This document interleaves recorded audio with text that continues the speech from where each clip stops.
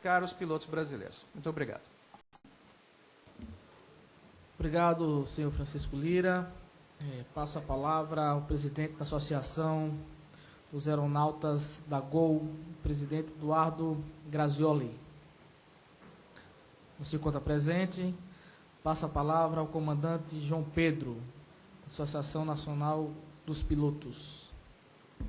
Associação Nacional dos Aeronautas, comissário João Pedro. Senhor presidente, O senhor tem a palavra.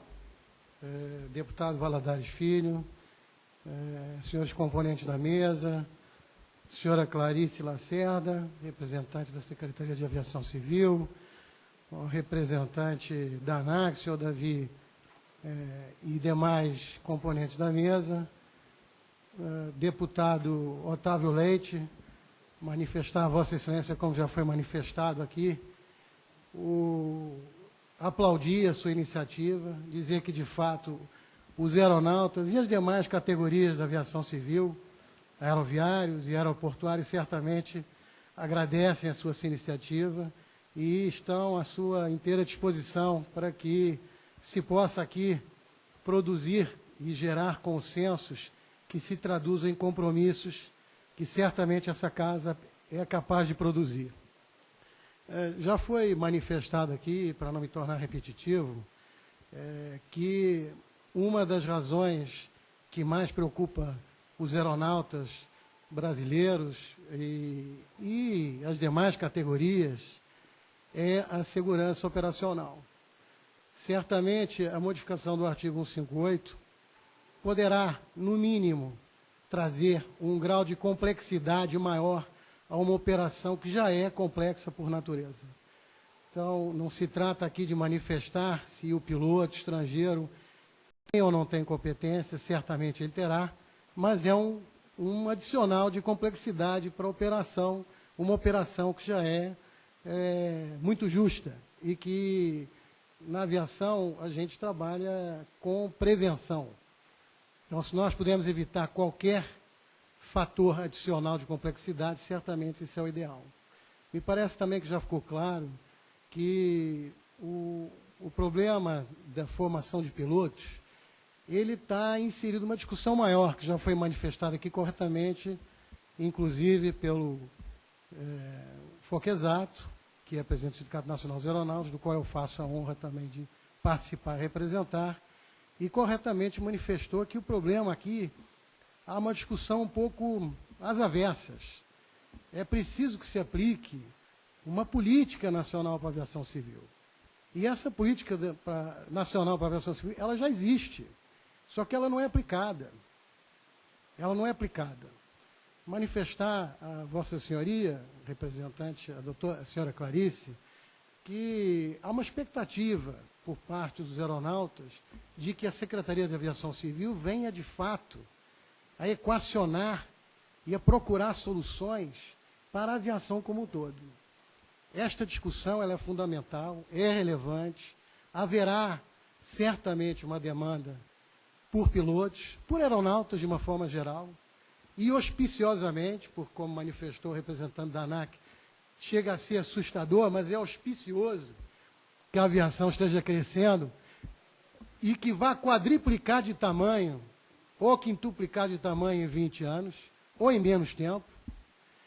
E isso significa que nós estamos realmente indo na direção que este país está tomando, de ser inclusiva, uma aviação inclusiva, democrática, né, que trocou o seu glamour por essa inclusão, por essa democracia, democratizar o transporte aéreo brasileiro, mas é preciso que a aviação não se deteriore e que se mantenha com uma certa ética, com certos valores, com certos princípios, onde o nosso companheiro ali, Jorge Sucupira, falou muito bem, é preciso ter uma dimensão de pátria, de nação, que o discurso, quando se fala de aviação, da aviação brasileira, é um discurso enfático, o discurso é do tamanho da aviação brasileira, mas a prática, de uma forma geral, não corresponde a esse discurso. Então é preciso que o Estado brasileiro dê realmente um componente do tamanho da aviação. que participe, até porque ele é uma concessão pública.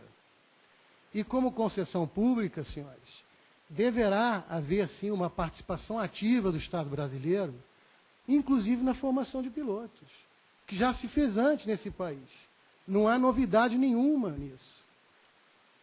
É preciso também, embora sem querendo gerar muita polêmica, procurar entender um pouco como é que essa discussão surgiu e surge. Me parece um pouco que a demanda, e se fala muito que o mercado regula a oferta e a demanda, e regula de fato. Mas, às vezes, ele regula de uma forma que não é esperada. E o que ocorreu foi que o mercado regulou de uma forma em que agora há uma demanda muito grande de pilotos. E um problema que seria eventualmente localizado no offshore, surgiu, acabou criando uma discussão muito maior, né, em torno da formação de pilotos, o que é pertinente. Mas me parece que houve uma série de componentes econômicos nessa discussão, de cunho econômico. Me parece que havia uma preocupação de regular mercado econômico e não de regular efetivamente o mercado, que vai ser demandante, sim. Mas isso não é um problema do Brasil, já foi mencionado aqui. É um problema mundial. Vai haver uma demanda, auspiciosamente, sobretudo no Brasil, nós vamos duplicar, triplicar, quadruplicar a aviação brasileira. Eu acho que se nós formos na linha do que foi falado aqui, de dar uma dimensão efetivamente de Estado à aviação brasileira, com políticas consistentes, e Vossa Excelência, deputado, me parece que tem essa grande habilidade de gerar consensos e produzir, e está tentando produzir junto com esta casa, esse compromisso. É uma discussão realmente maior, mas Vossa Excelência já declinou aqui várias alternativas. Não se precisa colocar todos os ovos numa cesta só. Os aeroclubes certamente são um caminho, eventualmente universidades públicas serão outro caminho, fomentar as universidades particulares com bolsa certamente são outro caminho. A ANAC, e Vossa Excelência que representa a ANAC aqui, aí sim, assustadoramente, ela chegou a reduzir de tamanho. E isso assustou a aviação civil brasileira, porque a ANAC tem que ter o tamanho e a dimensão da aviação brasileira. Se não há orçamento, então esta casa tem que produzir e ajudar a criar esse orçamento. A ANAC tem que ter o tamanho, não é um tamanho ocioso, porque não existe possibilidade ociosa na ANAC. O fato dela ter encolhido, e parece que agora retrocedeu e começa a se reposicionar corretamente, essa é uma preocupação. A ANAC tem um papel indispensável na fiscalização, inclusive nas condições de trabalho a que são submetidos muitos dos aeronautas brasileiros, que não é uma discussão pertinente nesse momento, mas que é preciso, senhora Clarice, que a própria Secretaria de Aviação Civil tome para si a responsabilidade de verificar se efetivamente, quais são, inclusive, as condições de trabalho dos aeronautas brasileiros. Qual é o grau de comprometimento, eventualmente, da segurança operacional em função do desdobramento dessas condições de trabalho. Verificar, como já foi dito aqui pelo comandante Focasato, que nós temos quase 500 aeronautas, pilotos brasileiros voando no exterior e que querem voar no Brasil e não voltam, porque não têm condições de voltar. Ainda temos discriminação no Brasil para a contratação de pilotos por questões de idade. Ora, senhores, temos falta de pilotos ou não temos falta de pilotos? Me parece que há um pouco de... essa discussão está um pouco atravessada.